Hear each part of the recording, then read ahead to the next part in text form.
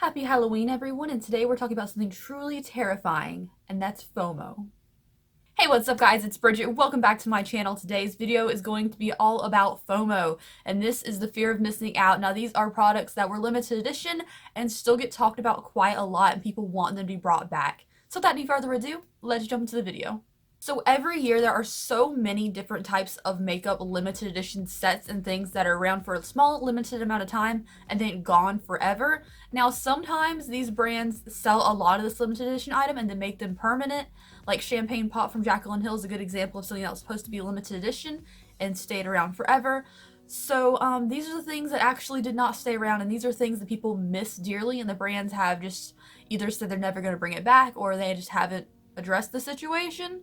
Now, when I think of limited edition items that people still talk about, I definitely think of this primarily above anything else, and this is the Mi Vida Loca palette by Kat Von D. I have one. It's like a thing. If you have one, people think it's like, oh my gosh, you actually have it. And I can tell you just like, so it's just a palette. This is something people talk about so much. This thing sells online on different like makeup reselling websites for over $200.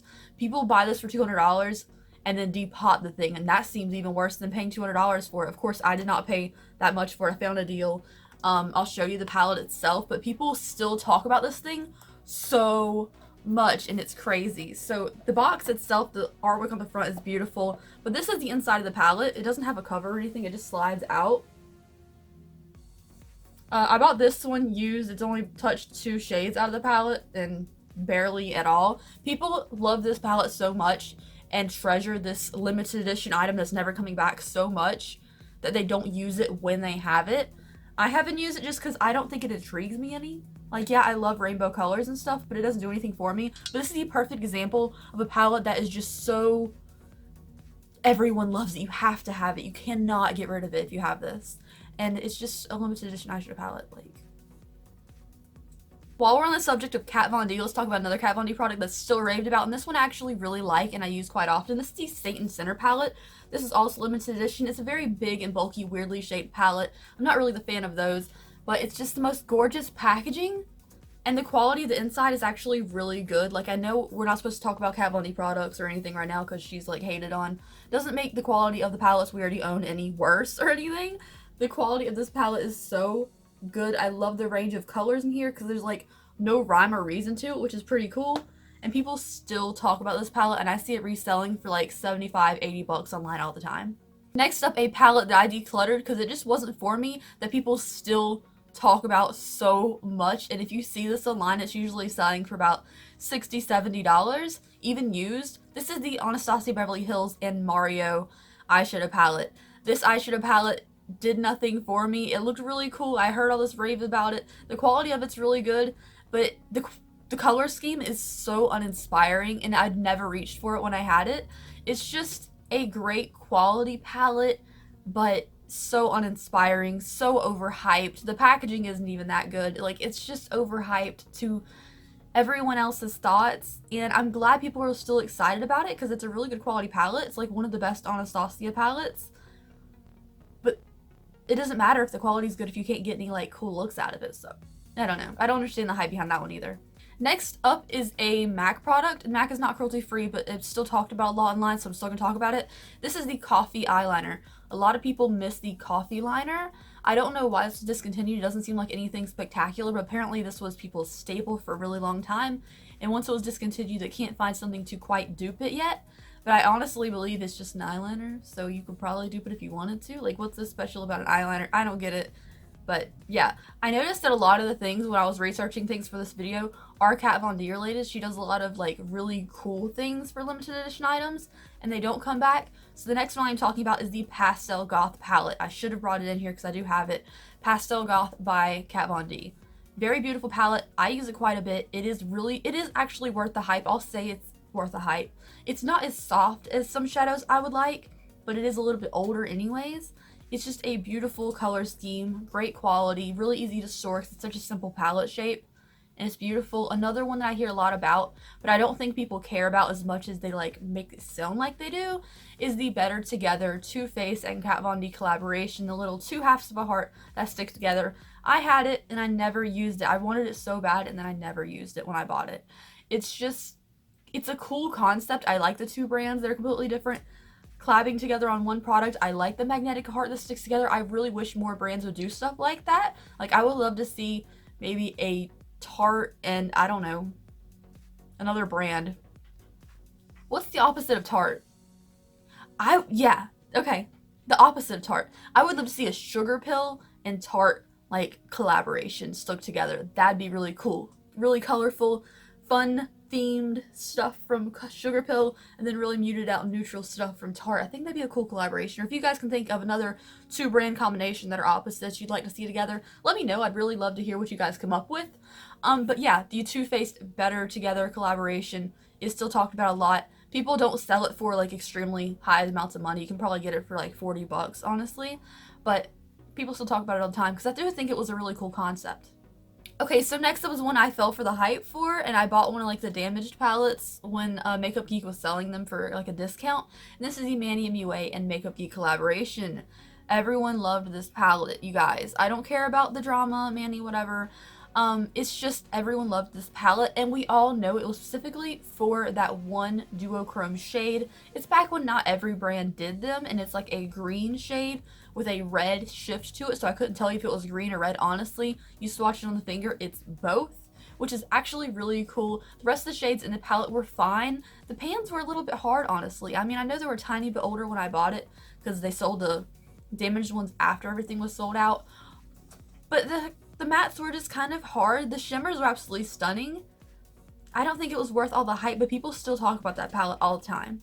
Next up is something that was a little bit different as far as this limited edition scheme. You can actually still get the things individually, and this is the Sugar Pill and Edward Scissorhands palette. This was for the 25th anniversary of Edward Scissorhands. Dino bought it for me for a Valentine's Day gift one year when it first came out, and it is an absolutely stunning palette. And since Sugar Pill knew they were making this palette limited edition, once people said they still wanted it after it was sold out, they made all these pans individual, so you can still get these shades individually, which is really good. They still kept the fact that this was a limited edition palette because it was like $45 for like 6 shades, very expensive. But you can still get the shades if you want them, so I think that's really fair. Like, if there's something from a limited edition item, like say like the Makeup Geek palette, if they released just that single duochrome shade, I think it'd really sell. They just named it Manny or something. Yeah, I just think it's a really good way to say something is still limited edition and not change your mind on it, but still let people get what they wanted out of the palette or product. I'm sorry that all of these except one thing are palettes, but those are the things people really treasure the most. So that's just how it is. We have 2 Urban Decay things now. The first one is the Alice in Wonderland palette that came out for the Alice Looking Through the Looking Glass palette movie. I don't know what the name of the movie is. Through the Looking Glass, I think it's called. The Alice in Wonderland Shadow Box palette. People still talk about this thing to this day. It sells for pretty good amounts of money, like $55 online. And yeah, it was an expensive palette to begin with. It never went half price, which is a huge thing Urban Decay usually does. Like, they go half price. But this one never did. They sold a lot of them. I love the layout of the palette. I think it's really cool. The colors in there are pretty interesting too. It's not something I think I'd reach for on a daily basis, so I've never shown an interest in buying that highly sought after limited edition item myself, but it's still talked about and people still really want that. Also, I think this video is going to be pretty helpful to those of you who have these things, don't use them and want to sell them. Like, make some money. Next up was another thing from Urban Decay that I don't really think sold very well when it first came out, but people still beg for it to come back. And this is the Electric palette by Urban Decay. People still talk about this palette and beg Urban Decay to bring it back, but they're never going to, you guys. It did not sell well when it first came out. I bought this about 7 or 8 months ago at Nordstrom Rack for $19 because they couldn't sell them that many at the normal price in like Sephora and stuff. This is the palette. I'm going to hold the brush so it doesn't make a sound, but very beautiful colors. I love it. This lime green on its own is so beautiful, and so is the other green. I've also used the silver out of here. I haven't really messed with the dark colors or the orangey pinkies or the purple, but these are the colors I use the most out of this palette. It's a really good palette. I don't think it was going to sell for the $40 price point like they expected it would. A lot of people are scared of bright neon colors, so they didn't sell as many as something like an Urban Decay Naked palette, you know, that has like neutrals and maybe like a pop of color here and there. So this palette is still sought after, but you can get it relatively easily if you really want it. Next up, we're going to talk about one that was limited edition recently and is coming back, just in case you guys didn't hear my last opinions video. This is the Amrizzi and Anastasia Beverly Hills highlighter. It is $28 and it'll be back on December 7th. So many people still talk about this highlighter, and since it is coming back for a limited edition time, just keep an eye out for it. So the last thing we're going to talk about is the Jaclyn Hill and Becca collaboration, like the palette itself, like the highlighter palette. People still talk about this item. I really love the sleek packaging of it. It was never something I was interested in buying just because I wasn't really into the whole highlighting scene as much as everyone else was at the time this came out. Great quality from what I hear, but people still talk about the Becca collaboration, and since she does so many things with Morphe and Morphe affiliated companies, I don't think she'll ever go back and make another Becca product. She also doesn't have her name on the Champagne Pop highlighter anymore, so I don't think the Becca and Jaclyn thing's ever going to come back, but people still talk about it, and you can still get a pretty penny for it if you want to sell it online. Anyways, tell me your favorite thing that was limited edition in the comment section down below. For me, something I really, really love is the Sugar Pill and Edward Scissorhands palette. Like, I'm glad you can get these shades individually because Ice Angel in here is my absolute favorite eyeshadow of all time. I also really like Kat Von D Pastel Goth, so I don't know. What's your favorite limited edition thing? A lot of these things I think are so hyped, and I've tried like a ton of these things, and some of them are worth the hype and some of them are just like... Anyways, thank you guys so much for watching today's video. Have a happy Halloween and wish my baby happy 2nd birthday! My baby's 2 years old today. She's my little Halloween girl. Anyways, thank you guys so much for watching. I will see you in the next video. I will see you tomorrow, and I love you very much. Bye! I love you the most, though. I love you the most, though.